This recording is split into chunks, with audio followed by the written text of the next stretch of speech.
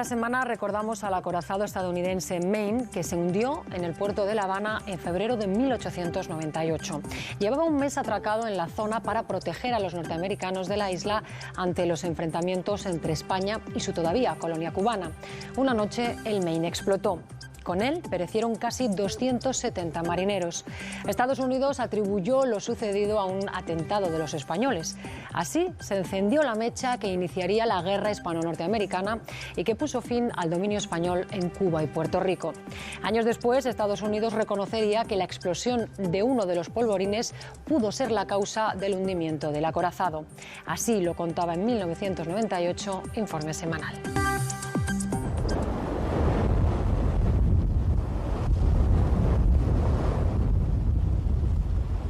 Las aguas tranquilas de la bahía de La Habana no lograban ocultar el presagio de una guerra probable. Al otro lado de la isla, el ejército español luchaba contra los rebeldes y presentía ya la invasión que habría de llegar desde Florida. Por la libertad o por el imperio, independencia o colonia, Cuba libre o viva España. Pero nadie suponía que aquí mismo, en medio de esta rada apacible, iba a tener lugar el suceso que incendiaría el polvorín cubano. Un día como hoy, 25 de enero, pero hace 100 años, y a esta misma hora, a las 11 de la mañana, el acorazado norteamericano Maine enfilaba el canal de entrada a la bahía de La Habana. El Maine venía procedente de Dry Tortugas, en la Florida. Cuando el acorazado norteamericano Maine atravesó la bocana del puerto habanero, nadie lo esperaba. Pero no era un intruso, porque enarbolaba la bandera de un país amigo. Su capitán, Charles Sigsbee, había recibido órdenes de Washington la noche anterior para que pusiera rumbo a Cuba y efectuara una visita de cortesía. Bajo los cañones Krupp del Castillo del Morro, principal baluarte defensivo de la capital, el Maine pasó lento, con cautela. Sus grandes piezas de artillería, montadas en torretas laterales, estaban listas para rechazar cualquier agresión. El capitán Sigsbee inició su visita amistosa ordenando zafarrancho de combate. En realidad, la tensión de las relaciones entre España y Estados Unidos decía otra cosa. Un práctico del puerto guió al acorazado norteamericano hasta la boya número 4, cerca de los otros buques de guerra españoles y extranjeros. La Habana se había convertido en polo de atracción bélica para las marinas de medio mundo. La presencia del Maine fue un reto bien planificado por el presidente norteamericano William McKinley. Si había disturbios en La Habana, el cónsul americano debía mandar un mensaje codificado a Cayo Hueso, Florida. Localizarían al Maine, que iría a La Habana para rescatar a los americanos, o para protegerlos con sus cañones, o para lo que hiciera falta. Había un mensaje político detrás de ello. McKinley y el gobierno americano estaban diciendo a los rebeldes cubanos que ellos estaban con los rebeldes, haciendo la señal de mandar un buque de guerra en esos momentos. Ni un solo marinero del Maine bajó a tierra por miedo a posibles represalias. El capitán prohibió las visitas a los cafetines, prostíbulos y tugurios de la vieja Habana, en donde se bebía, se jugaba cartas y se cantaban canciones patrióticas bajo el humo del tabaco. Cuenta Sigsbee en sus memorias que los oficiales sí pasearon por la ciudad y acudieron a recepciones sin recelo, hasta que un día alguien les entregó este panfleto en el que se amenazaba al Maine. Un halo de misterio y de admiración rodeaba aquel barco de guerra de casco blanco, fondeado frente a no se sabe qué enemigos ocultos. Entre el aburrimiento de la vida a bordo y el servicio de guardia, los 330 marineros de la dotación del Maine comenzaron a ver peligros inminentes detrás de cada barca que surcaba la bahía. Una mina colocada bajo el acorazado, la contaminación de su comida, los cañones del Castillo del Morro. La noche del 15 de febrero de 1898, el capitán Charles Sigsbee escribía en su camarote una carta a su esposa. Eran las 9:30. Los marineros estaban durmiendo ya en sus hamacas, bajo el puente principal, soportando la humedad de la noche y el calor de las calderas. Los oficiales cenaban o charlaban en su salón de recreo. La disciplina impuesta por el capitán mantenía en tensión a aquellos hombres que llevaban casi un mes sin salir de sus estrechos camarotes metálicos.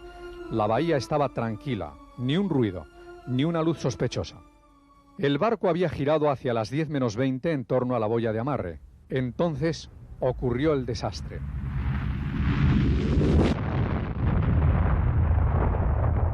Todos corrieron enloquecidos en busca de una salida. Una descomunal explosión había sacudido al acorazado, a estribor y a proa.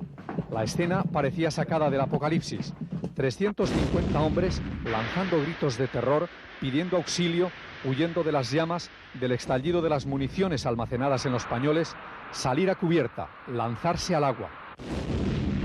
Los jefes de la Marina Española dieron orden de acudir en auxilio de las víctimas. Las barcas lograron salvar a medio centenar de hombres, pero 260 marineros y 2 oficiales no lograron salir de entre la chatarra del acorazado que se asentó sobre el fondo de la bahía. El capitán Sigsbee envió este telegrama urgente a Washington: el mensaje de la muerte y el aviso de que él desconoce la causa de la catástrofe. Al leerlo, el presidente McKinley, partidario hasta aquel día de la paz con España, entró en un estado de profunda depresión. Se percibía en Washington un estado de shock. Pocos entendían cómo pudieron morir tantas personas en unos pocos minutos. Fue la mayor matanza de marineros hasta el ataque japonés de Pearl Harbor. La Marina no estaba acostumbrada. Quizá hoy ya lo estamos, por los accidentes aéreos o por el hundimiento de cruceros como el Titanic. El presidente norteamericano ordenó que una comisión de la Marina, formada por 4 oficiales de alta graduación, investigara la causa del siniestro. Esa corte comenzó a trabajar al mismo tiempo que otra formada por el gobierno español. Así quedó el Maine destrozado en medio de la bahía habanera, roto en 2, con sus cofas y chimeneas abatidas, como muestran estas imágenes rodadas por la compañía Edison.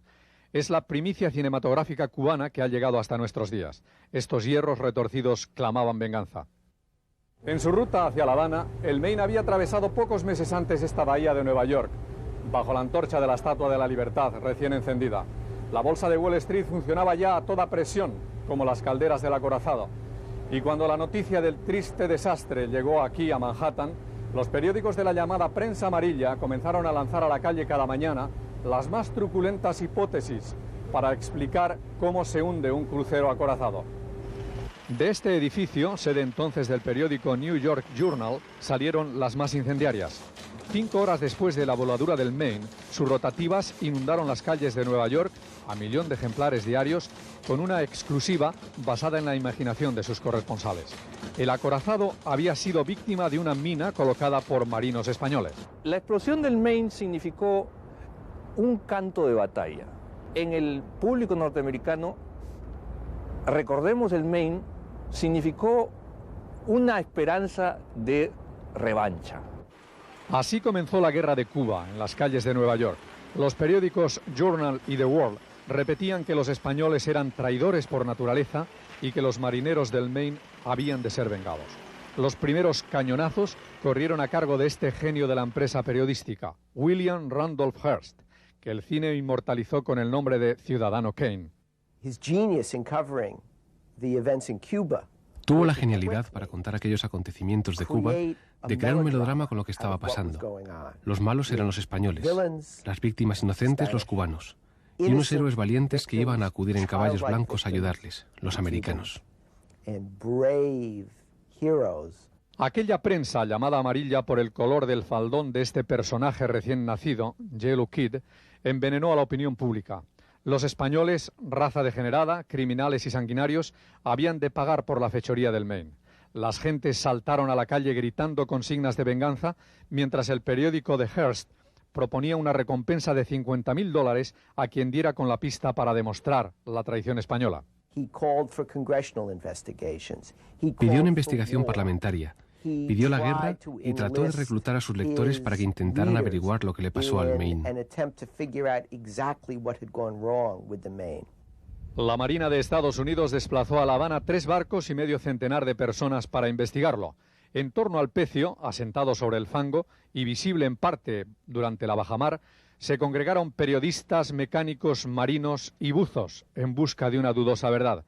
Este oficial estadounidense, el alférez Powelson, sería el autor de la teoría que acabó por aceptar la Comisión de Washington, tras 4 semanas de frenética actividad. Los americanos impidieron la entrada, el acceso a los alrededores del barco y adentro del pecio a los españoles, por lo tanto los datos faltaban. He aquí las 2 hipótesis: explosión interna igual accidente y factor exterior, o sea, una mina, un atentado. Ni los españoles ni los norteamericanos pudieron ver así el casco del desgraciado Maine en 1898.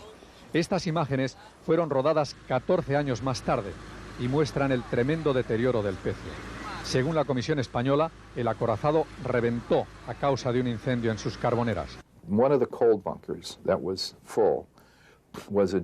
de los búnkers de carbón repleto y adyacente a uno de los pañoles estaba separado de la munición por una placa de acero. Ese metal es muy buen conductor del calor. Ellos no se habían percatado, pero tenían un terrible problema dentro del mismo barco. La Comisión norteamericana dictaminó que el Maine había sufrido 2 explosiones. Primero, la de una mina bajo su casco, a estribor, y luego la de varios pañoles en donde se almacenaban explosivos. La mecha de la guerra contra España comenzaba a humear.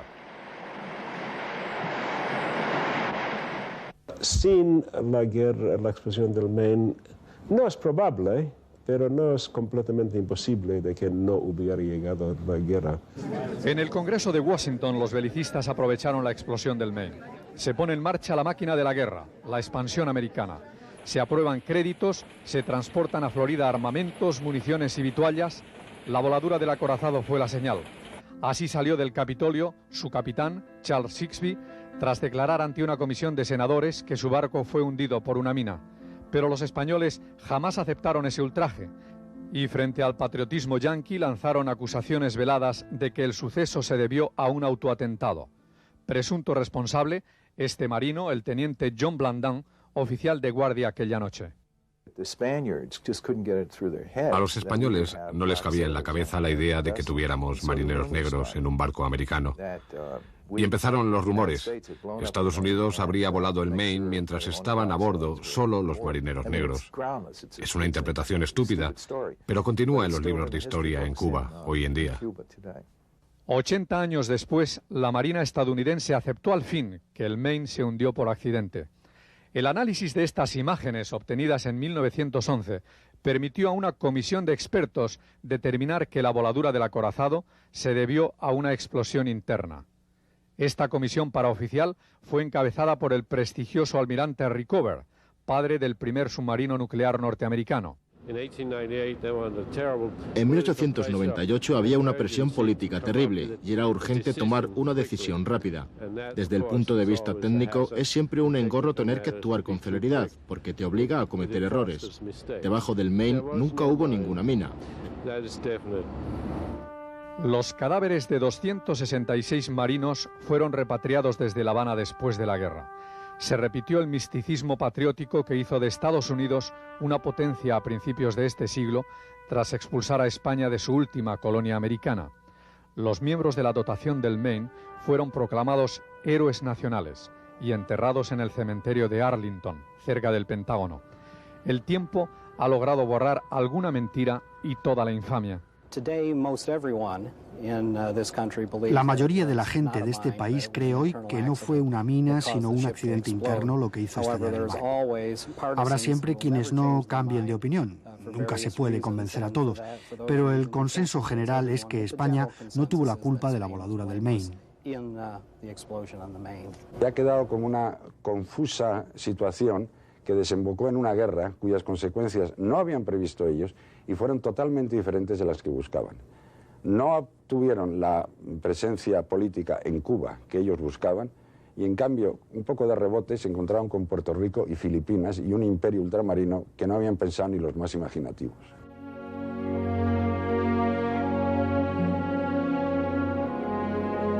El quebrantado Maine también mereció un funeral digno del héroe.